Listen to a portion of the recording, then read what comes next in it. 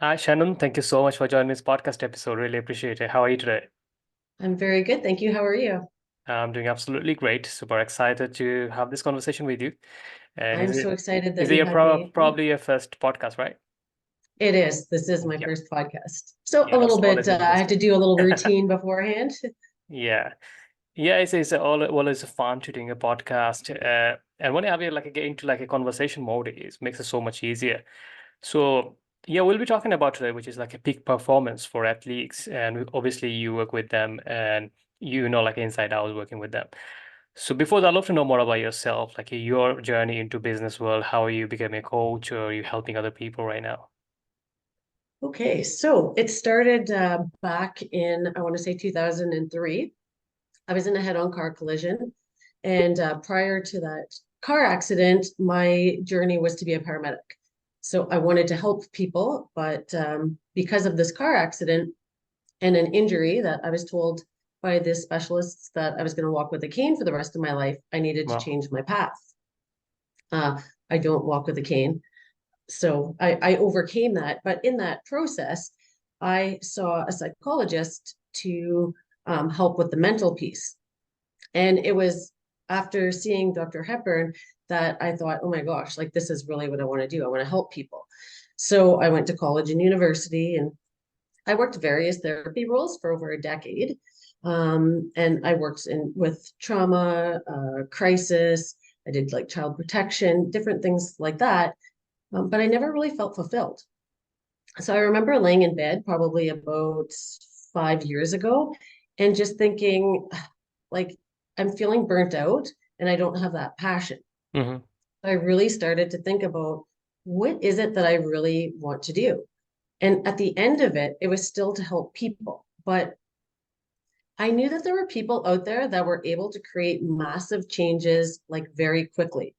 So I started researching what all the best people in the world did to create these changes really quickly.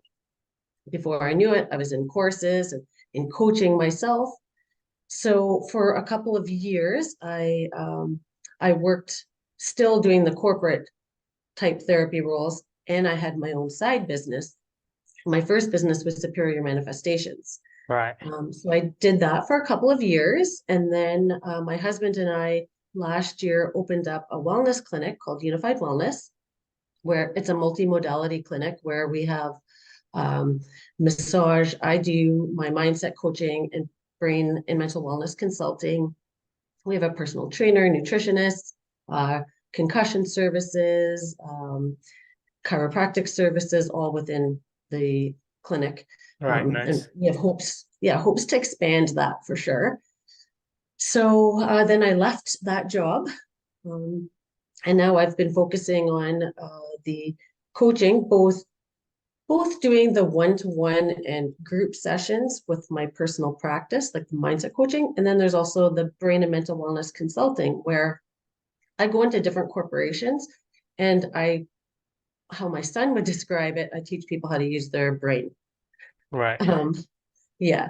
So I've done things like right now, I'm currently developing a stress and anxiety program for Algoma University, which is the university within our town. And it Hmm. has two campuses, one in Brampton and one in Timmins. So I'll be facilitating this program, which gives them macro credential credits. I've done things with our local college around goal setting and conflict resolution. So just uh, different areas using different abilities. I also, my first gig was with the Sioux Fire Department. I taught a trauma PTSD training.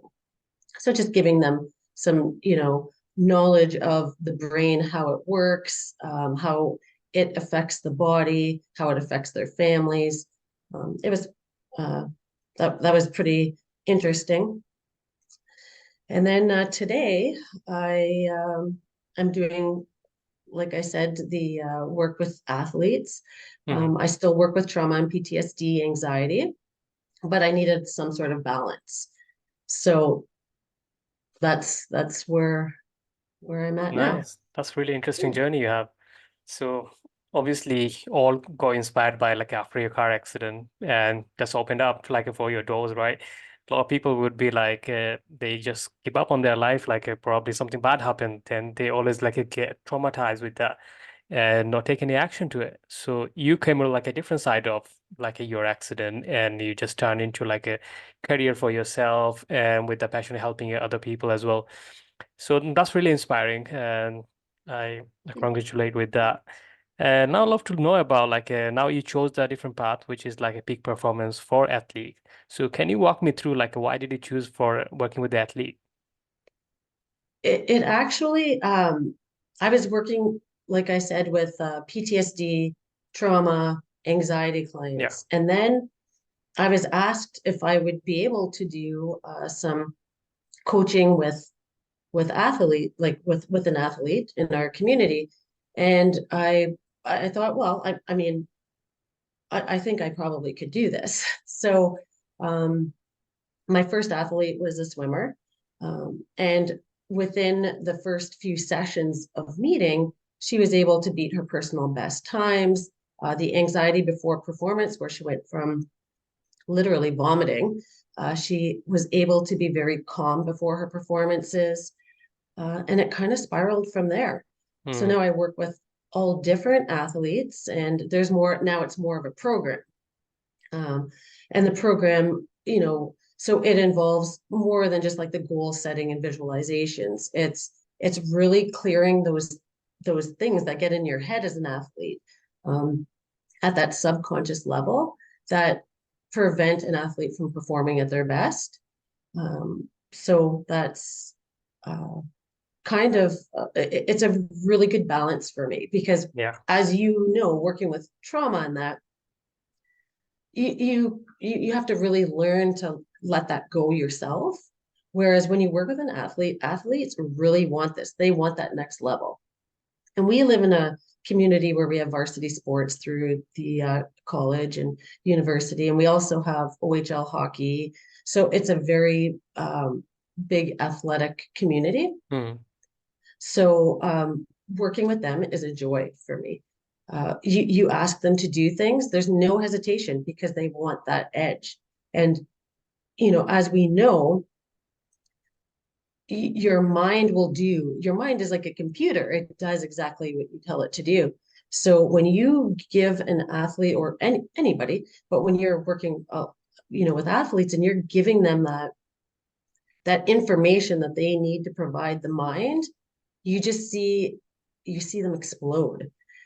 It's incredible, and it's fascinating as a person that has this ability to help them. Yeah. Really interesting. Yeah, I had a like a I watched one of the program called Breakpoint in Netflix. It's all about tennis players. It's based in the US globally. And certain people are like really calm when it goes to like a big like tournament, like Grand Slam and things like that. Um, and few of them like a really, really good player. They're number two, number three in the world. And when it goes to actually playing semi-final, final, they get the breakdown, like they cannot take it further because they continuously thinking about the outcome, about like winning or losing, and they cannot perform on that day like a better way. I think like the same thing happens like every athlete for anything, or even the business person. Like we always think about, is my business gonna grow to X amount of revenue or things like that? Am I gonna make the sale? So when we try to like make it happen so much, we're not present, right? Like we tend to be Absolutely. on a future moment. So you as a coach, how do you help someone like it could be athlete or could be like a business person? What would you advise to them? So it's becoming aware of these emotions, number one. When we feel the negative emotions and those uneasy emotions, we have to release those from the body. First, acknowledging them. The minute we acknowledge the emotion, which most people don't actually do, but the minute we acknowledge that emotion, it actually reduces the stress um, that's associated with it substantially. Hmm. Then using different techniques. So I teach my clients, all clients, including athletes, different techniques to depotentiate the energy that's stored in the body from these emotions. I also use clinical hypnosis to help release a lot of the stuff that the conscious mind isn't aware of. So the mind itself takes in 2 billion bits of sensory information every second. The conscious mind's only aware of 5% of that, 95% of that subconscious level. And the fact of the matter is, we have about 70,000 thoughts in a day. And 90% of those thoughts we thought about yesterday and the day before and the day before that. So we're always Yeah. living in the past, trying to protect us from having experiences that were not in our favor, we'll say. So we have to understand when we're living in the present, that was the past. And presently, we're safe. We're good to go. So releasing those negative feelings and then anchoring in confidence. So with all athletes, I have in a workbook that I create for each different sport, there is a part where there's routines for practice, pre-practice routines, after practice routines, pre-game routines or pre-race routines, after the race routines, and that. And then within those is a lot of visualization techniques, anchoring in that confidence. And that's very important because as an athlete, you have to be confident. So when you have that ability to access that emotion anytime you need it, it's game changing for you. Yeah. And also, what do you see like what is like the main problem for like a not someone is like focused on their probably game, probably the work? Do you think like is it like a distraction come from like a social media platform or like other people opinions or like where does it start from? I believe from the athletes I've worked with, a lot of it is the opinions of others. So they hold on to a lot of this belief that if they're letting people down. So it's, you know, releasing that because that's their perception as Yeah. well, right? Most of their family and friends, they're just really proud of them for making it to the spot that they've made it, especially when you're getting more into those pro levels. So that is one of the main things that get in their head. Um, However, there's a lot of things that come up at the subconscious level when we do like hypnosis. Sometimes nothing comes up for them, but they do a lot of release. Yeah. But some people have things that come up, like something a coach said to them maybe back when they were 8 years old or 9 years old. So these things that the conscious mind isn't aware that there was an issue or that it affected you so much, but the subconscious mind having record of every aspect of your life did hold a record of that. Hmm. So we need to be able to release that so that that athlete can move forward and then they can become present. Okay. So yeah, if someone who wants to like improve their performance on the mental ability or like the game ability, things like that, do you have like any kind of test steps or formula you use in order to like help them So sorry, I didn't understand that. to improve like someone's performance? Like how Oh, do you okay. help them? Like do you have any steps, formula, or anything like that? So I think like the number one step is awareness. You have to become aware. And as an athlete, I think one of the biggest things is an athlete plays either from logical mind or heart, emotion. As an athlete, if you want to be in that top level, like in that 1%, you're working a lot from your intuition. So you kind of know that next play before it's actually there. Hmm. Um, so it's teaching that awareness piece, being present, and then the releasing and the forward focus is it's all a major part of it. But when it's just present, how am I feeling? What's happening? Yeah, You know, paying attention to what's going on internally. interesting.